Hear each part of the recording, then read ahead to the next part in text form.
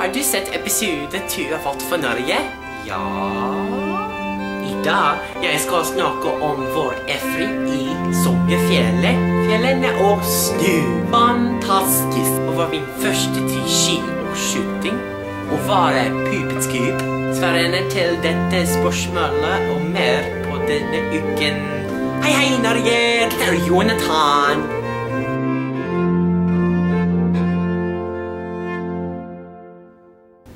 Hei, hei! Jeg heter Johnathan, men noen folk sier mitt navn er J-Rich. Jeg kommer fra Houston, Texas.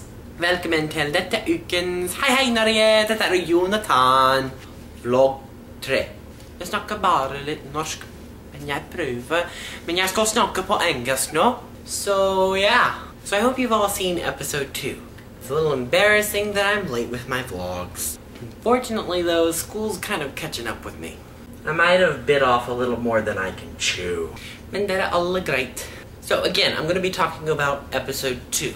First things first, I'm going to actually talk a little bit about some time we spent in Lom. Lom was absolutely gorgeous. One of the most beautiful places I had been to. I remember we pulled up to the Fossheim Hotel and I saw a stave church and I was like, what? There's a stave church? And I was like, is that real? And somebody goes, no, of course it's not real. We just built those for fun. Of course it's real. So I get super excited and I want to go see the stave church. So a group of us walk on over there across the bridge and we spend a lot of time there and just spend the rest of the day kind of walking around and taking pictures. So many pictures. To see my pictures, you can log on to www.facebook and Google search Johnathan Richards, JRich/JNation, Alt for Norge 3. Be sure to like my page so you can follow my vlogs, see my pictures, view journal entries, and more. Also, be sure to like my other fellow castmates' Facebook pages. Just Google search their names and see if you can find them under pages. Anyway, the morning after, we drive up into the mountains and we come up to these giant snowbanks. I'm from Texas. We don't get that much snow. Ever. So the prospects of seeing that much snow was probably like mind-blowing, boggling, blah. Words can't describe. But we go back down the mountain, and then we get to Sheldon, where we meet Henrietta. That's where we find out what the first competition is, packing a car. Honestly, I expected something a little harder, but I was okay with packing a car. And the nice thing is that my team, the blue team, had an advantage from last week. So I was like, okay, let's do it. In choosing our items, I kind of regret picking, trying to push the badminton and ball. But at the time, it was like, okay, we're going to need something to do outside. And none of us really knew what kind of hitte we were going to be going to. Nonetheless, we chose our items and started to pack. And I believe the strategy was to have Amy, me on the outer seats in the back, and then have Mary Carol sit in between us, because she's super bendy. Anyway, we get through with the competition, and then we find out that the red team hadn't closed their back door. Which I guess was good for our team, but you kind of felt really bad for when another team lost. Needless to say, we won! Hi, John! Hey. That's my roommate, John. So then we find out we're going to be staying in hittas, and we get in the cars and drive up the mountain. And we stop again, this time on camera, to look at the huge snowbanks. And all the time I'm just freaking out because I've never seen so much snow in my life. We pull up around this ledge that goes kind of uphill, and it was muddy and icy and snowy, and it was absolutely amazing. So I grab a box of food in my neon green rain jacket and start trudging through the snow. Which was a lot harder than I thought. Like, I haven't trudged through much snow lately. In 2011, I actually went on a backpacking trip in Colorado with some friends of mine, and we had to trudge through, I think, like 3 or 4 miles of snow. Oh! Shouldn't throw snowballs at the cameraman, bro. It's snowing! It's snowing! Up in the Colorado mountains it's snowing! And I feel so happy 'cause it's snowing! Anybody know how to yodel? It was awesome. Wait, we get inside our cabin and we look around and it's actually really nice. The only problem we really had was there was a bunch of flies around our window, but we just killed them as we found them. We decided to split up the rooms as such. Mary Carol and Amy would share a room, and I think they slept in the same bed. Then it was me and Austin in the living room because apparently we both snored like locomotive trains. And then it was Todd, I think like on the top bunk or something like that, and Tara on the bottom bunk in another room. Now I know it looked like on the show that we were sleeping in one giant hytte, but actually we were staying in two hytte. I got to be in charge of keeping the fire going at night. I didn't succeed most of the time, but I'm kind of a bit of a pyromaniac, so it's all good. That night, it was Red Team's time to cook. What we have going on in here? Just waiting, hurrying up and then waiting. Hurrying up and then waiting. This is what we do. That's even the when we theme. cook. Even when we cook. We hurried up and we prepped the food and now we're waiting for it to cook. Potatoes, carrots, fish sauce Fish or whatever. sauce, fish bread, and fish balls. What a And Norwegian that's what you're feast. getting. And we're gonna cut some cheese. I like this plan. Shiva, some Bruno. And actually, it's probably gonna be Jarlsberg. Jeg elsker fiskebulle. Actually, I really do like them. I could go for some right now. I'm telling you, Norwegian food just keeps growing and growing on me. It's so good. While they were cooking, I would, you know, go back and forth between the living room and the kitchen, and I would kind of play Yahtzee games, and we'd sing, I think at one point we were singing Christmas carols, and it was at that point that we all kind of realized that this is like a giant family gathering, and it feels so awesome. I'm just gonna fill in points.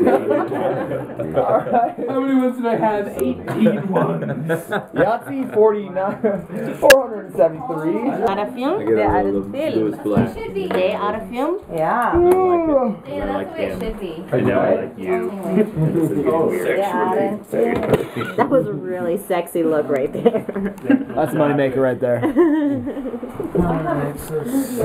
Playing some Yahtzee and singing Christmas carols. Good. You know, because you had like Dana and Tara were like reading magazines on the couch, and then Alf and Barbara were in another corner reading. Mary Carol's like sitting next to the stove trying to get warm. You got Jessica and Stephanie in the kitchen making a delicious meal, and Mama Britta's there. Hi, Mama Brita. And we're cooking and playing games and singing songs, and it's just absolutely fantastic. Eventually, we all go to bed. But not before finding out what our bathroom facilities were like. Now, I've used outhouses before. It's not a big deal to me at all. The only thing I had about it was that there was one bathroom for 12, 13, something odd people. And in my experience, that doesn't bode well for anybody. Didn't mind the bathroom that much at all. The only problem I had was the day they actually cleaned it out. Because it sat on a hill and then the wind would come up the hill and through the crevices. Not a very pleasant experience for your bottom. Just saying, not saying. But when we first saw it, I opened it up and immediately I'm like, oh, it's a poop and scoop. Now you're probably wondering, what's a poop and scoop? First of all, it's not a poop and scoop, it's a poop and scoop. You say it with a Minnesota accent. Anyway, a poop and scoop is when you do the poop and then you take a scoop. Cause it's a composting potty. Just take the rabbit shavings and shake the bag over your poos. And then some kind of bathroom magic happens and it all goes to woo. So yeah, that's what a poop and scoop is. Next morning we get up and we drive up the mountain a little bit more on our bus. And we find out that we're going to be skiing and shooting. I have never shot a gun in my life till then. And let me tell you, it was absolutely fantastic. I didn't think it was gonna be good. I mean, 4 out of 5 shots, like that's really, really good, I think. The skiing didn't go as well as I hoped it would. There were a lot of times where like Stephanie would be trying to help me and I'd be like trying to walk up and then I was just like, oh, I'm going backward. Going down. Going uphill was not fun for a lot of us. But I'm so glad I got to do the cross-country skiing. It was phenomenal. When Henrietta announced that the blue team had won, we were all like, oh my gosh! And then that's when we turned around and we were like, oh, cause that's when you knew that someone on the red team was gonna have to go home. Just a little note, you guys, it's not a good feeling to have someone leave the cast at all. In fact, there's a really good feeling about winning, but there's also that really like sucky feeling about crap, now I'm making someone go home. Not a nice feeling at all. So the next day we get to go on a little hike on our own time. And I didn't actually make it to the top, but like I got to see really nice views of the valley. I got to see what titibar plants look like, which I love titibar, so that was really cool. The next day was the final competition. We didn't know exactly what was going on, we just knew that something was going on in the room next door to us, and we weren't allowed to leave. When we got out, we were told that we could stay in the corner while the red team competed individually. At this point, we're still a little fuzzy on what they're supposed to do, but we eventually catch on. The whole time, while one of them is guessing and getting them wrong and right, we're standing there in the corner holding our breaths, wondering, oh my gosh, who's it gonna be? And at one point when Stephanie kept getting it wrong, I was going, no! I don't want her to go home first. I just met this woman and she's so cool. But I was also like, I don't want Barbara to go home either, because she's really cool and I want to get to know her more. But lo and behold, Barbara got one right and Stephanie had to leave. It was very, very, very sad. There were a lot of tears that day. Another note, when you see us crying on camera, 97.57234% is legitimate crying. The other minuscule percent is like allergies or something. None of it was faked, ever. And that was literally the last time we saw Stephanie. I mean, we got to say goodbye to her one last time for like 5 minutes, and then after that it was hot. Then it was just weird because they were like, okay guys, now time to be happy and drink hot cocoa. So we were like, but I can't turn down hot cocoa. I love hot cocoa. So I went ahead and took the hot cocoa. So we're all sitting by the fire and the cameras are rolling and Henrietta comes in. And she announces who gets the troll this week. And it was Todd.